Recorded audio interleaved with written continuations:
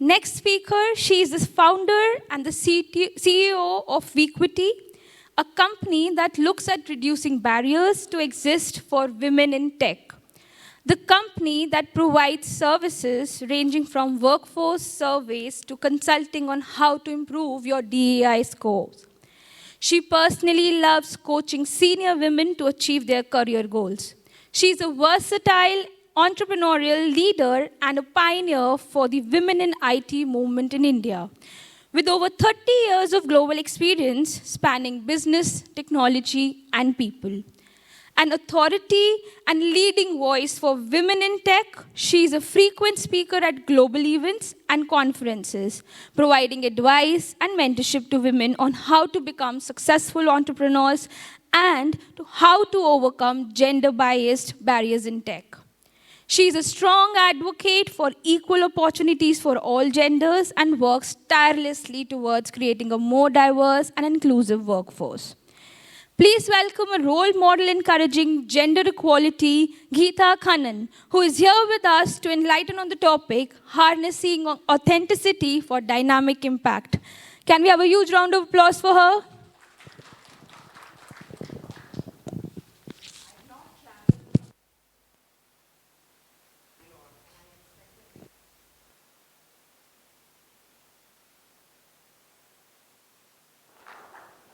Is that all Delhi can offer?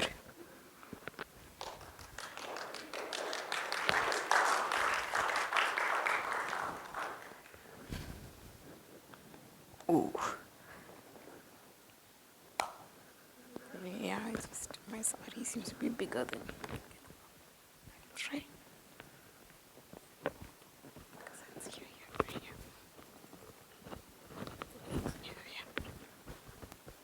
Best place, but yes. Can I have a clicker? You've got my slides.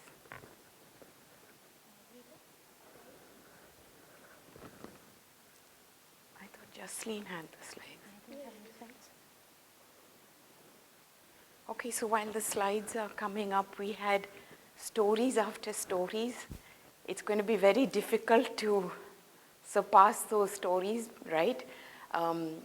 But I think my story fits in between his story 1 and how the story 2 happened, right? Because if you want to be a leader and provide psychological safety, someone was saying, how do I know whether you're giving psychological safety to your team?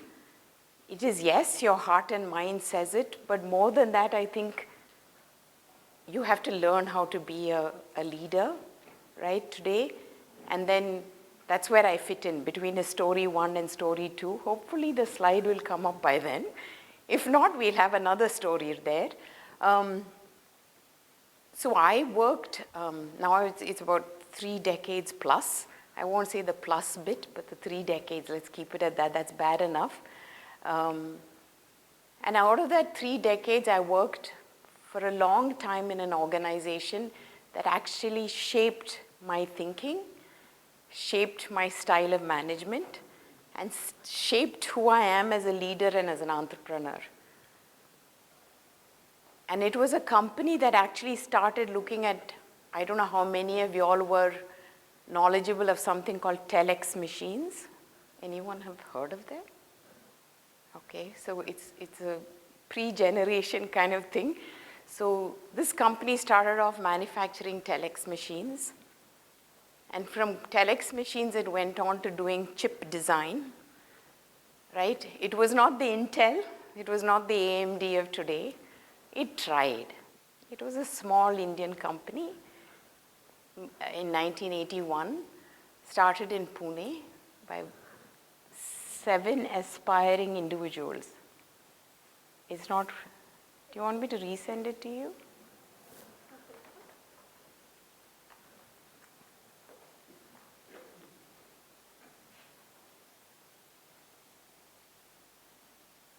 Man proposes, God disposes, right? I sent this in advance, so I thought it'll be up and running. But plans go awry. Yep, great. Any guesses as to which company this is? unless you've seen my profile. Sure. There you go. Is this? No, it's okay. Okay, this was taken in the early 2000s. This was the year that Infosys made its first $1 billion. It took them 23 years to make its first billion, right? I, of course, had the privilege of being with 6 founders. It was actually 7 founders, but one founder quit the company in 1987. So with these 6 founders, and why I put that picture up is somebody was asking me the other day, which of these founders actually Infosys could have done without? I mean, I think today all of y'all will say because of Narayana Murthy, because he says work for 70 hours a week, right? But actually, not one of these you could have done without. There would have been no Infosys. Because each one of them contributed something to what that company was successful about. This is Nandan Nilekani, who's the current chairman, and people who have an Aadhaar card in their pocket, which is the social security for those people who've traveled from Boston. And it's done for 1.7 billion people. He was the brain behind it. He taught me one thing. He was my first manager and boss in Infosys, that it's all about relationships. So if you are a leader, whether it is peers, whether it's your team, or whether it's the wonderful upward management, it's all about relationships. Okay. Now okay. The next person next to that is the chairman of the NASSCOM Foundation today.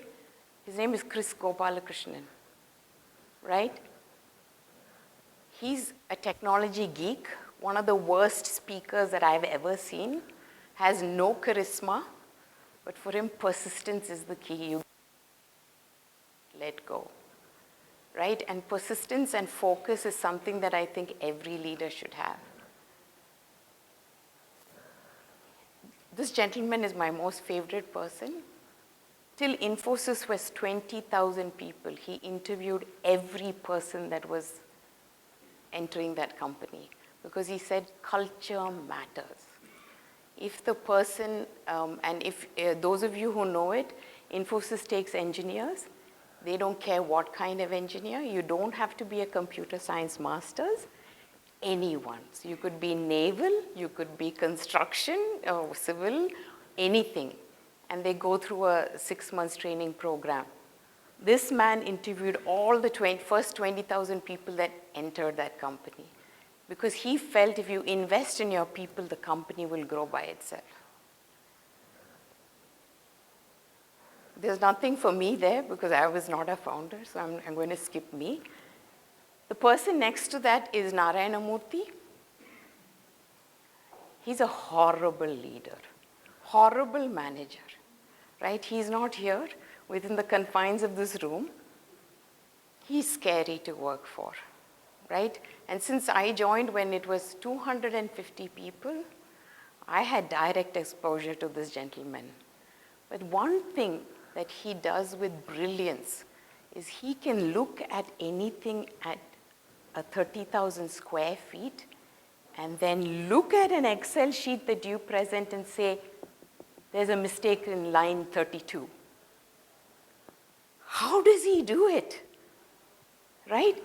He has both the ability to do everything. Another thing I learned from him was the fact that the organization, it's 100,000 strong, 120,000 strong.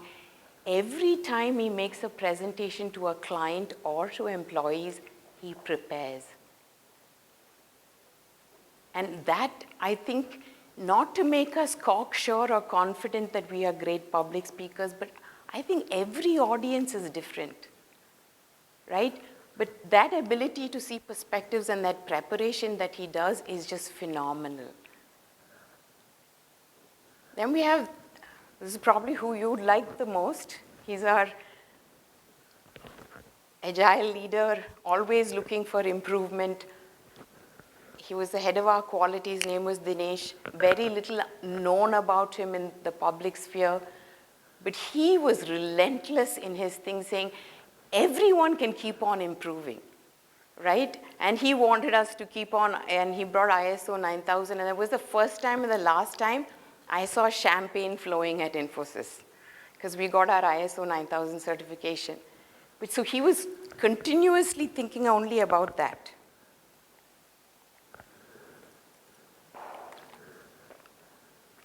This man was my mentor, sponsor.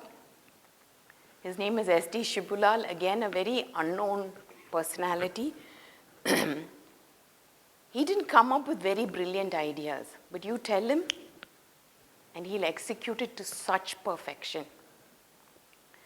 I don't know how many of y'all are aware that Infosys used to have a 9 hours, 15 minutes you have to work, right? Has anyone heard about that? I've had many people who quit Infosys because of that. I designed the entire system for that. Thanks to the mentorship of this individual, we made it fully loophole proof, right? Systems killed you, your promotions killed you, your everything killed you, because we would designed it in such a way. And it still is strong today after, almost 18 years of implementing it. So I'd like to introduce myself now. I'm Geetha Kannan, founder and CEO of Wequity. And what I personally profess is that do not work for any company that says that they give equal opportunities, right? Because if you and I are given the same equal opportunity, who's the tallest person in this room?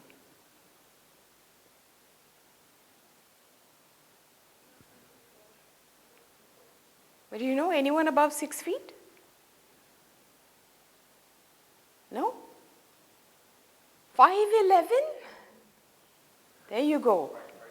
5'10". Okay, we have a 5'11". So if you're 5'11", you and I, if we have to stand, see that podium there? I never use the podium. There's a reason, right? You can stand in front of the podium. You can look over the podium. This is not an equal opportunity. Why? Because my head will not even be seen over the podium. You'll probably see a little bit of my gray hair and say it looks like a mouse, right? So that is what we profess in Wequity, where we say equity is what you need to get, right? Not only women, anyone who's underrepresented should have a seat at the table, and they should be given equitable opportunities. Then only equality can happen. The podium should actually go into the floor if I come up. I mean, I don't think such things exist, but it's that. And that's why I started Wequity for that, saying that unless I keep on professing this to people, nobody will really think about it. They'll keep on saying equal opportunities, equal opportunities. We don't want equal opportunities. It doesn't help me there. So that's what I'm going to talk about. Harnessing authenticity so that you can create some impact. And I think authentic leader is actually what comes from here, right? And sometimes Hiren was talking about the vulnerabilities, asking for help, and that most people are kind. But for you to be an authentic leader, you have to be seen as all that, right? So I'm going to define what this authentic leadership is. As for any leadership, you have a shared purpose, right? Agile or otherwise, there is a shared purpose. How do you do it is by empowering. That means you have belief in the team that you have. And why do you do it? Why do all of us do anything? Because we create value, right? So the authentic leader brings. Yeah. And we sometimes get that, right? Because all the things that Hiren talked about, psychological safety, is all people who make you unhappy, right? You say the culture of your organization and you're leaving it is all why. It's not some organization, right? It's because of the people that do it. So people are the most important. So you as a leader, what do you have to do? You have to build trust. How do you build this trust? Somebody was asking for a survey on psychological safety. God gave you and only one. Why? Because you have to listen. If you're not going to listen to your people who are talking, they're not talking to you and telling you anything. Body language. You cross your legs towards somebody, that means you're more interested in that person, not the person on the other side, so, right?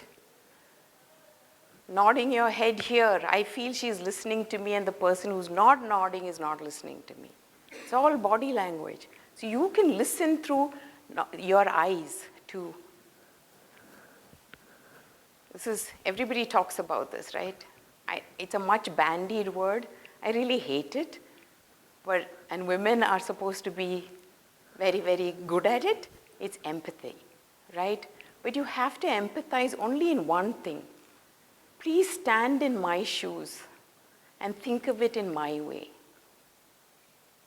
right? Imagine if the teacher stood in a 12-year-old Hiren's shoes and thought of it in that way. Would she have behaved differently? The second manager he spoke about stood in his shoes and says, even if you don't know, I will give you the opportunity. Because wouldn't we like that? And then I think my stories are old. So I have now daughters who are working, right?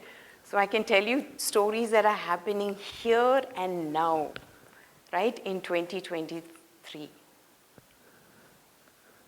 And our community of women who come back to us and say, my manager never gives any value add. Why the hell is he here? Or why the hell is she there? There's no value add. They act like what? Coordinators, allocating tasks, right? So are you a manager that gives value add? And there's this, I actually went to meet a cousin of my mom's. And he, every year I go see him, thinking that's the last year I'll see him. He's 97. Still, very, very, all his faculties. He was the deputy superintendent of police. And then he got, because of his investigative skills, he went on to being in the CBI, which is the Central Bureau of Investigation. He said when he went to his first job as a sub-inspector in some remote place in India, somebody was, he was called to, in the morning to some place where there was a body hanging from a bridge. And so he said, person has, in those days you say commit suicide, but was killed by suicide. He put his report and went off home. That's the end of it. Means he need not investigate further, right? Because this person has anyway died by suicide, by his own hand.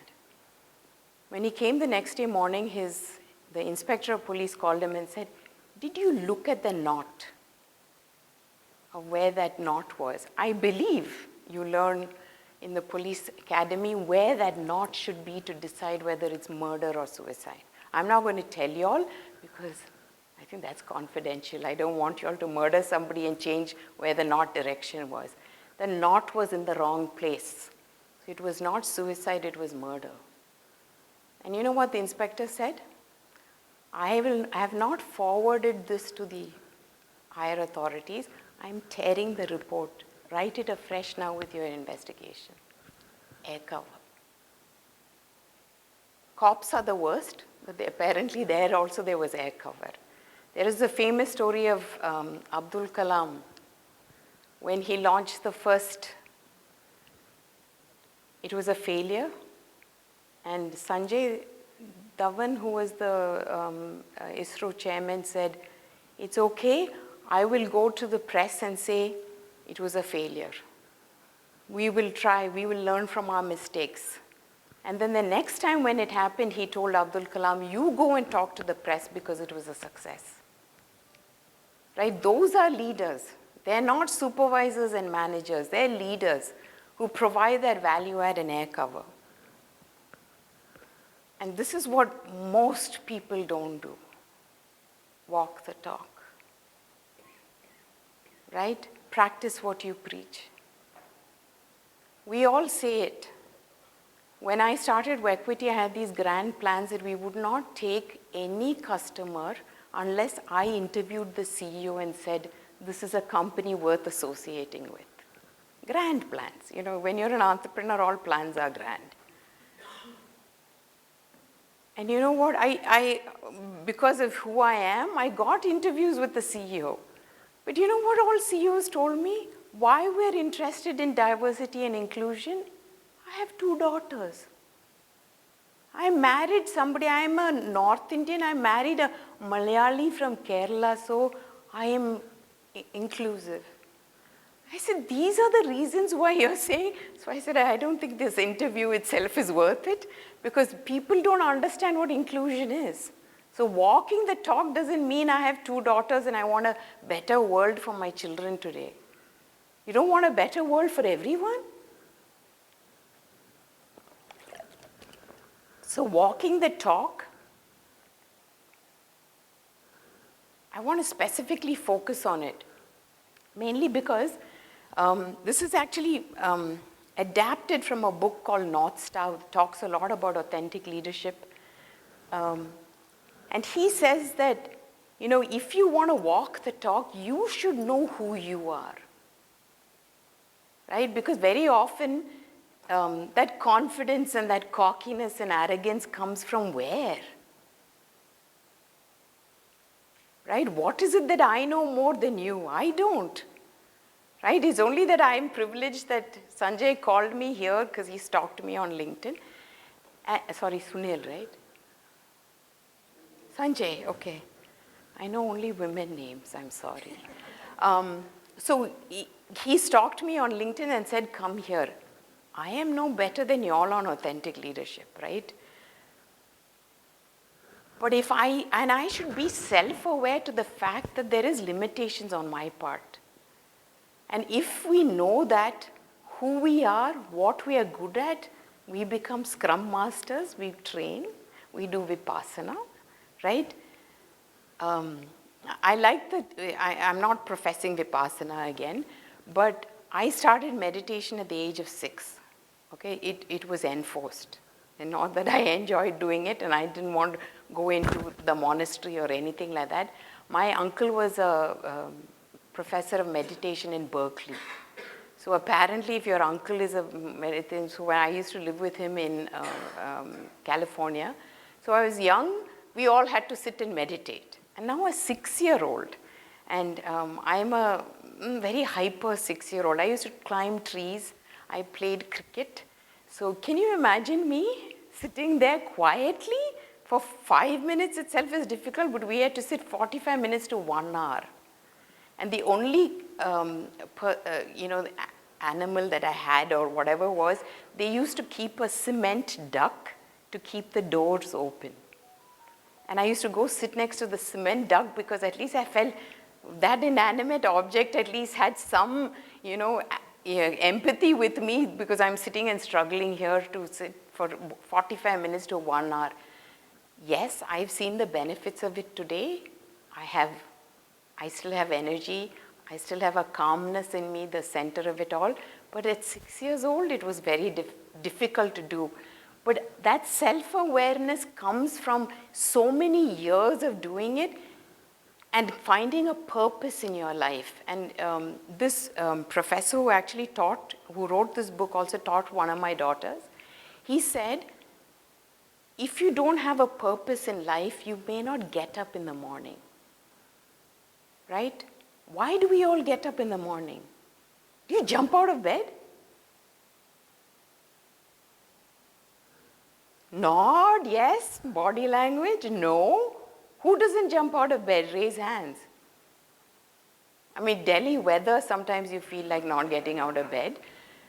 But other than the bed, being so warm and cozy and inviting, you need a purpose. And there are two kinds of purpose. Today I have a purpose. I got out of bed only thinking that, I compared traffic to Bangalore traffic. Delhi traffic is bad, but I don't think in any way it is comparable to Bangalore traffic, because Bangalore traffic is Bangalore traffic. It's something we own, and I don't think any other town or city should, because we have to talk about our traffic. So I landed up very early here, and I got up in the morning. My purpose and goal was I have to be here on time, right? And I actually was supposed to do the first session, but I said I may not reach in time. I can only do the second session. So I said, even if I'm late for the second session, that looks so bad. So my purpose of jumping out of bed was only this. This was my immediate goal. But I have to have a terminal goal. It sounds like an illness, but a terminal goal is what you keep on planning for every day, right? My terminal goal is somewhere in my lifetime, I have to move the needle where women do not and should not stop from working just because organizations are not accepting that fact. I know it's a choice we can make, but it should be a choice for any gender, right? It shouldn't be that women are dropping off the workforce for reasons that only women have. It should be for anyone. Right? Like paternity is being offered also for people men who become parents. But it should be for everyone. Any gender should be able to say, I want to work today, I don't want to work today. It's a choice. But today it's all being, because women have all these pressures that family, society, and even organizations bring, you then say, right, only women have this as a problem. So I want that leaking pipeline to stop. Every time we struggle to find a lot of women who are at the top level. So there was a survey done some time back by a company called Belong. They said, forget when it was done, what it was done, but the statistics was generally like if 29% of women joined an organization or joined the workforce, 12 years later, that 29 becomes 7%. So if I can improve it by 1%, that's all I can do is to move the needle. That's my purpose. Like that, you all should also have a purpose, because then you'll know why you should have this team leader, why you should, as a leader, invest in any one of your team members, why you should do upward management, why you do what you do, right? And this is one thing I've learned from Infosys is, you have to have your values straight. I hope you know the difference between values and principles. You're a very learned audience. I'm not going to go towards it. But we all have to have our values straight. And I firmly believe that decision making becomes so easy as a result. Right? It's just yes or no. Right? When actually Jeff Bezos has a principle that he uses. It's not his value, but it's a principle he uses. He says, if I'll go back regretting that I haven't done it, then I should do it. So many times we have that. When I was yesterday in Goa for another session, and I was thinking, I'm going from Bangalore to Goa to Delhi. I mean, why am I doing this? Just ask the Jeff Bezos question, would I regret it if I didn't go? I had 2 reasons to come here. Of course, I love to meet people. The second reason I came here, I was meeting a school friend of mine. So I said, it's double. I go stay in her house and come here, so, it's great. So the whole thing is, if you can ask yourself that question every day, right? Is it worth it or not? Is it as per my values or not? Right? I'm supposed to be an honest individual. Does this according to my principles? And if you're going to walk the talk, if you don't do it, if you say punctuality and you don't turn up on time, if you say you're a manager and you have meetings that go on for hours together with no purpose and agenda, you don't have self-discipline, yet you want all your team members to have self-discipline. They have to be productive. You're not, I see you offline all the time. Thanks to Teams, I can look at it, right? And yet you want me to, there's an organization called Microsoft. Highest market value, beat Apple, right? There's a manager there. Microsoft has a new policy, I think from last year onwards, where they say you get sick leave, 12 days of sick leave. Vacation leave, up to the manager. So this manager in Microsoft, up to the manager, he took his 1 month vacation. That's what up to the manager is how he interpreted it, right?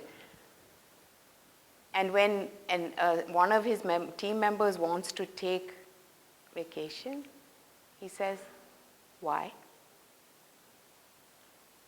Do you have to take it now? Can you take it 10 days later when the other person is not on vacation?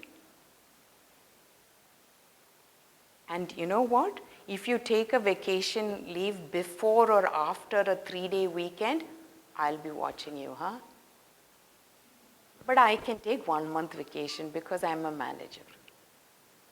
See how everybody was blaming HR. Don't blame HR. It's the manager I see every day. The HR sits in some isolated block. We never see HR. When there are legal issues, right? It's the manager I see every day. You are saying, this is the culture of the company. This is who I see. So if we are not authentic here, where can we survive, right? You are killing the 3 people, 5 people, 7 people. At Infosys, we used to have 1,000 people reporting also. But you're killing all of them, killing their careers. And you know, something that women suffer from, but now a lot of men are suffering from, is the imposter syndrome. Because then I start having that self-doubt. So lead with the head, and not only, and your heart, because sometimes we have to be logical because that's how we should be. And coming from most of the tech world, you have to lead with logic and algorithms, but the heart has to play a role.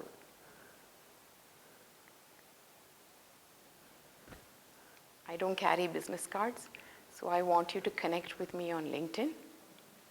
But before I go, I want to tell you a story. My last story of Infosys. I was asked to reorg the entire organization. So when you do a reorganization of 60,000 people, you have to look at revenue, you have to look at how many people, you have to also look at the different kind of people. So when it was 60,000 strong, we were dividing it into different units based on domain. We were moving from a geography unit structure to a domain delivery structure. I put all the leaders first. That's the easiest thing to do, right? X quit. So I pushed someone up. Y quit. Z quit. They were all going to iGate, by the way. Okay? One leader went, 20 people went behind him. I lost everybody. It was panic because I had no leaders left. And we had to have an emergency board of directors meeting to bring it all together. But I can tell you, when that person left, it's only because that person was an authentic leader that 20 or 30 of them went behind to a company that I did at that time feel iGate was better than Infosys. Right? It's only authentic leadership when you walk the talk, there'll be people behind you walking behind you. So I urge all of you all to be authentic leaders. First, be self-aware, be self-disciplined, and rule a little with the heart along with the head. Thank you so much.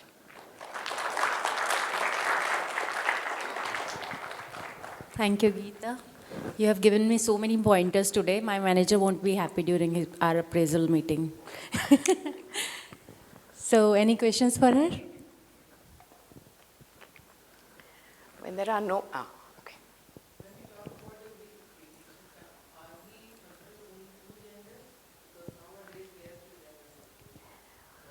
Well, yesterday I was enlightened because I went to, it was a diversity and inclusion summit that I was attending. As early as New York Times came up with an article as early as 1990 that said there are 5 genders. People now say there are 6 genders. But I look at anyone who identifies as female as part of my community.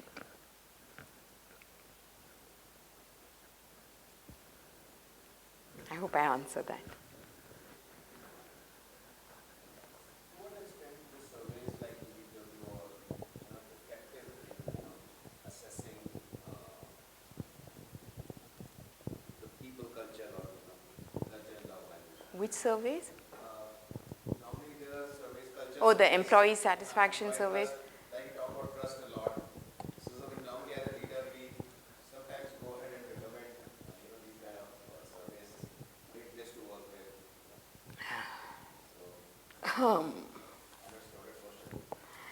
It's very loaded. And I'll tell you why it's loaded. Because during COVID times, people turned around and told us, inclusion, diversity, and I started my company in 2020. I started it and literally ended it there. So during that time, the 3-4 of us who were working together, we said, you know what, we'll design a survey, right?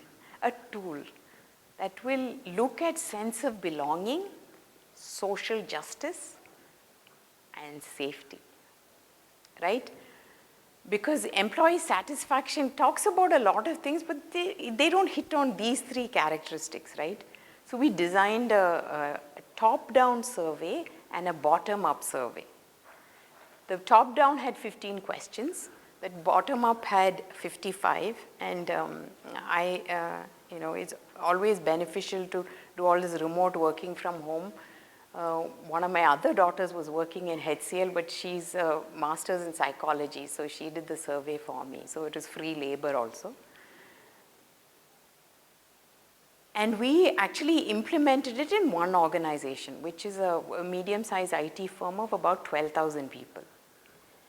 And they were like saying that the survey was completely different from an employee satisfaction survey and gave them much more insight. So we were very thrilled.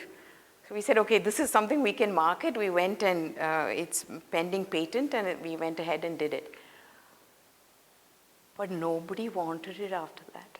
This was the only one company that took it because nobody wants to know that.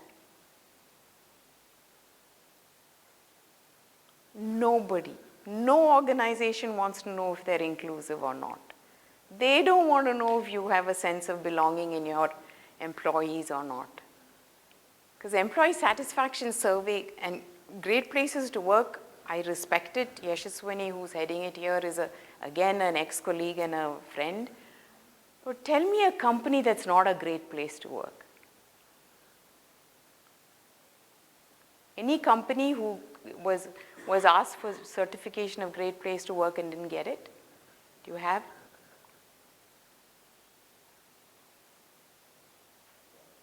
Do you have?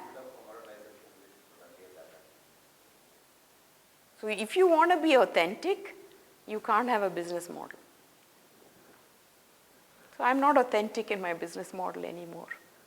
So what do I do for a living? I'm an event manager, right?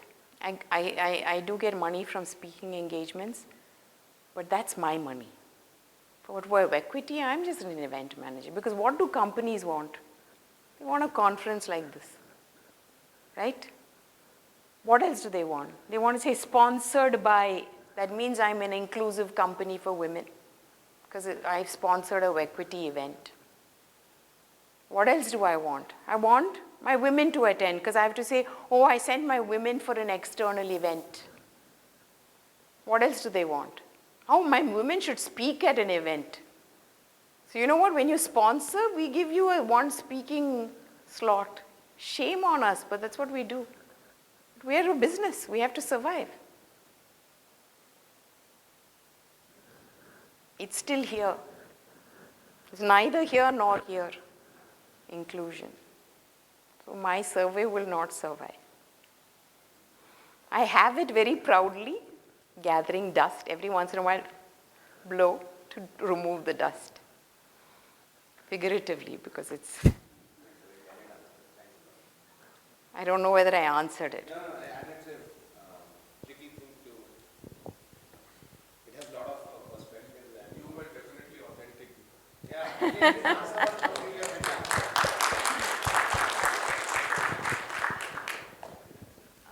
We are heading for the network break, but before that, since Geetha seems to be traveled from farthest, can we find someone who traveled from nearest place, except me? How much? Oh, can we have you here, please? Yeah. We would like to have you here on stage.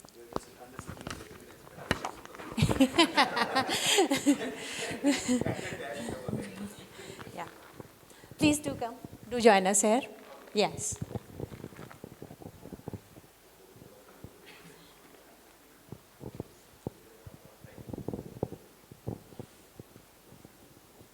I'll give it to you.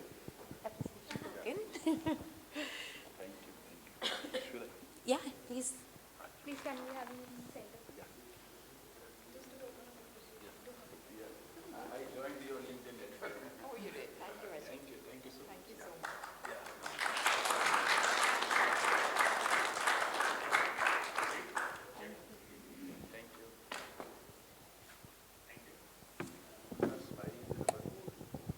So let's take a break now and we'll meet at 12.